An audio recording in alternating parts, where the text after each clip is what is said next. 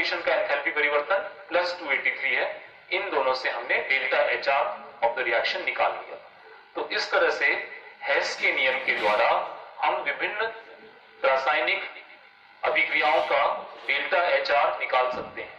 हेस के नियम का महत्वपूर्ण निष्कर्ष यह है कि रासायनिक अभिक्रिया में अभिकारक से बना अंतिम उत्पाद में अवशोषित या उत्सर्जित ऊष्मा की मात्रा अभिकारक या उत्पाद पर निर्भर करती है तथा यह अभिक्रिया किस तरीके से संपन्न हुई है उस पर निर्भर नहीं करती।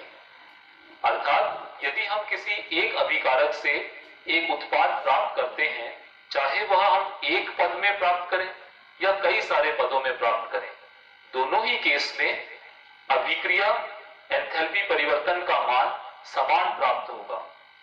इस चित्र में देखें, यहां हमने ए से बी रिएक्शन कराई जिसका एंथैल्पी परिवर्तन डेल्टा एच आर है।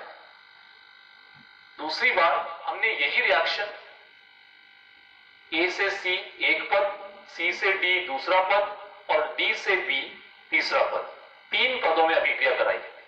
तो एक पद में होने वाली अभिक्रिया का एंथैल्पी परिवर्तन इन तीनों के योग के बराबर होगा। Delta H R is equal to delta H R 1 plus delta H R 2 plus delta H R 3। Hess के नियम के अनुप्रयोग, यौगिक की संभवन एंथैल्पी की गणना, यौगिक की अभिक्रिया एंथैल्पी की गणना, यौगिक की दहन एंथैल्पी की गणना, अनुनाद ऊर्जा की गणना करने में और बॉर्न-हैबर चक्र में। हम देखेंगे बॉर्न-हैबर चक्र में वो एंथैल्पियां जो डायरेक्टली नहीं निकाली जा सकती, वो हम बॉर्न-हैबर चक्र के द्वारा हेस के नियम को प्रयोग करके निकाल सकते हैं, जैसे लेटेस्ट एनर्जी। मानक अभिक्रिया एंथैल्पी क्या है?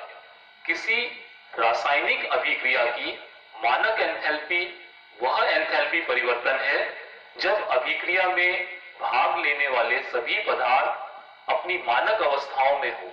किसी पदार्थ की मानक अवस्था किसी निर्दिष्ट ताप पर उसका वह शुद्ध रूप है जो 298 केल्विन 1 बार दाब पर पाया जाता है।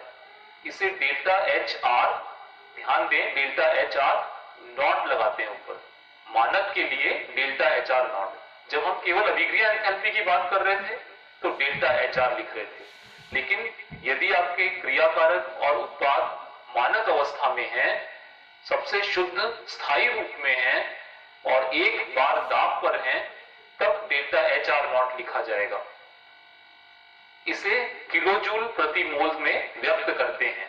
जैसे मान लीजिए इथेनॉल लिक्विड का मानक रूप क्या होगा कि उसका शुद्ध इथेनॉल 298 केल्विन और 1 बार दाब पर जो है वो मानक रूप है।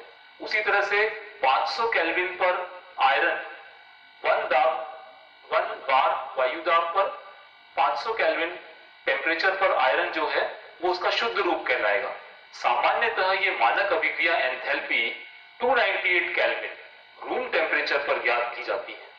और ये ध्यान रखना है कि क्रियाकारक और उत्पाद अपनी मानक अवस्था